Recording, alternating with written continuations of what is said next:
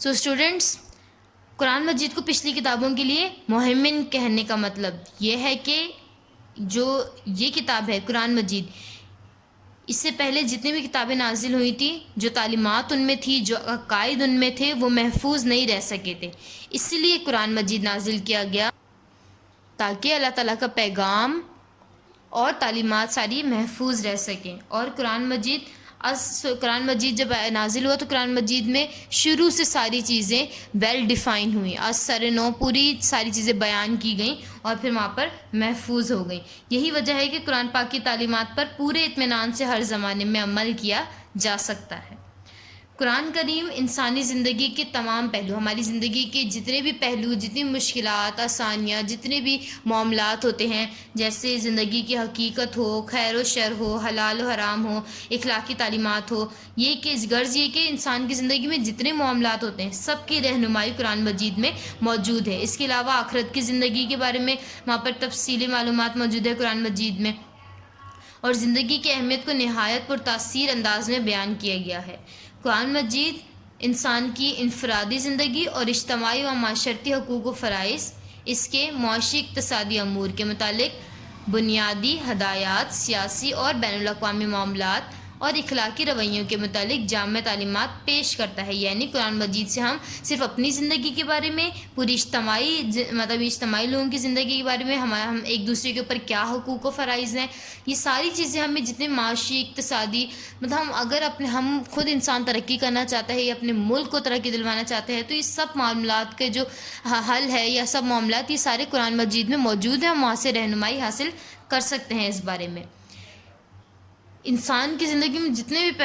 پہلو ہیں، جتنے بھی ان کے ساری ضروری معاملات اور رہنمائی کہاں پر محفوظ ہے؟ قرآن مجید میں محفوظ ہے.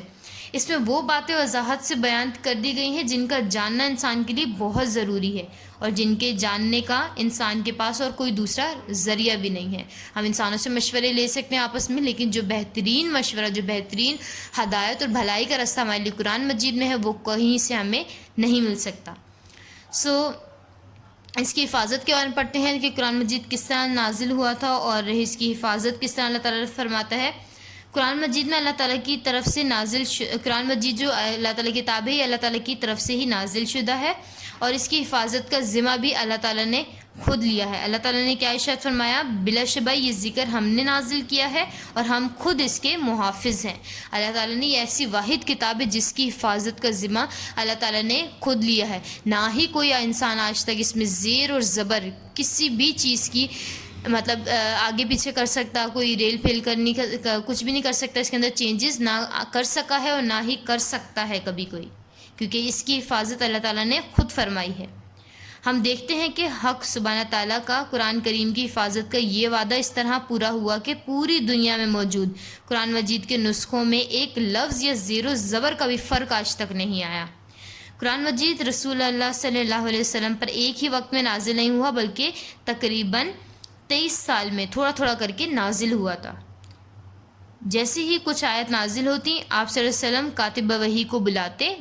کاتب وحی اسے کہتے ہیں جو وحی لکھتے ہیں، کاتب وحی کو بلاتے تھے اور ان سے وہ تھوڑا تھوڑا جو بھی آپ صلی اللہ علیہ وسلم پر نازل ہوتی رہتی تھی آیت ان سے لکھواتے رہتے تھے. اس کے علاوہ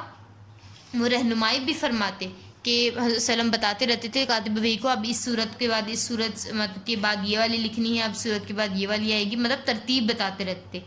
مسجد نبوی جو جگہ ہے وہاں پر ایک مقام، ایک جگہ مخصوص تھی جہاں پر یہ جو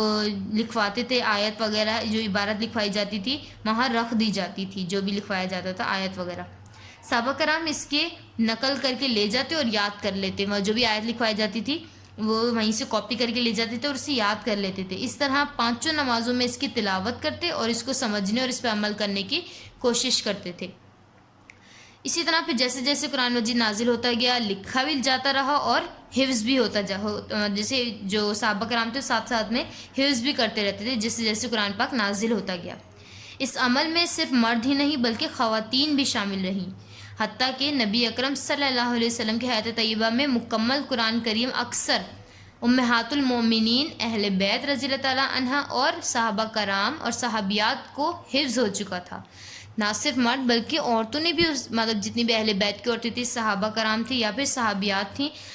تو ان سب امہات المومنین یعنی ہماری جو مائیں ہیں، یعنی حضور اکرم صلی اللہ علیہ وسلم کی ازواج مطہرات جتنی بھی، ان سب نے حفظ کر لیا تھا قرآن پاک، اور پھر اس کی مکمل نقول بھی تیار کر لی تھی، مطلب اس کی کاپی بالکل تیار کر لی تھی۔ رسول پاک صلی اللہ علیہ وسلم کی رحلت کے بعد جب حضور اکرم صلی اللہ علیہ وسلم اس دنیا سے تشریف لے گئے تو ان کی رحلت کے بعد حضرت ابوبکر صدیق رضی اللہ تعالیٰ عنہ نے رسول اللہ صلی اللہ علیہ وسلم کے لکھوائے ہوئے تمام اجزاء کو آپ صلی اللہ علیہ وسلم کی مقرر کردہ ترتیب کے مطابق یکجا کرا کے محفوظ کرا دیا۔ حضرت بکر نے تمام جب پورے اس کو مطلب ایک ساتھ جمع کروا کے اور پھر ترتیب جو وسلم نے ترتیب بتائی تھی اس کے مطابق محفوظ کر لیا تھا۔